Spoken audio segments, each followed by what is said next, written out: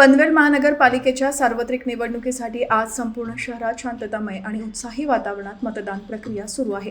त्यातच प्रभाग क्रमांक 4 मध्ये मतदारांमध्ये विशेष उत्साह पाहायला मिळत असून सकाळपासूनच मतदान केंद्रांवर मतदारांच्या रांगा लागलेल्या दिसून येत आहेत। या प्रभागात महायुतीकडून प्रवीण पाटील, परेशा पटेल, अनिता पाटील आणि मधु पाटील हे उमेदवार निवडणुकीच्या रिंगणात आहेत। सकाळपासूनच महायुतीच्या सर्व बूथवर मतदारांचा चांगला प्रतिसाद मिळताना दिसत असून कार्यकर्त्यांमध्येही मोठा उत्साह संचारलेला आहे।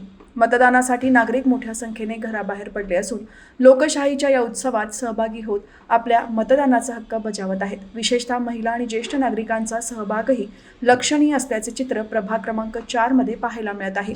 यावेळी महायुतीचे उमेदवार मधु पाटील यांनी मल्हार टीव्हीशी बोलताना सांगितले की प्रचारादरम्यान आम्हाला नागरिकांकडून मोठा प्रतिसाद मिळत होता, त्याचाच प्रत्यय आज मतदानादरम्यान येत आहे।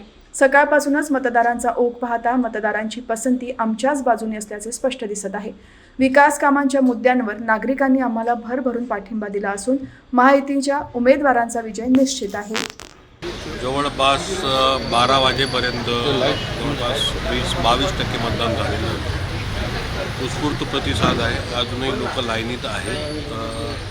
फक्त इथं वगळता आपलं टिळक महाराष्ट्र विद्यापीठमध्ये रूम नंबर 7मध्ये त्याचं जवळपास 1.5-2 तास EVM बंद आहे।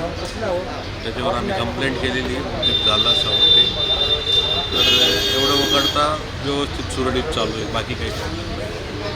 आणि लोक भरपूर येत आहेत मतदानासाठी। अपेक्षित आहे की जास्तीत जास्त मतदान होईल।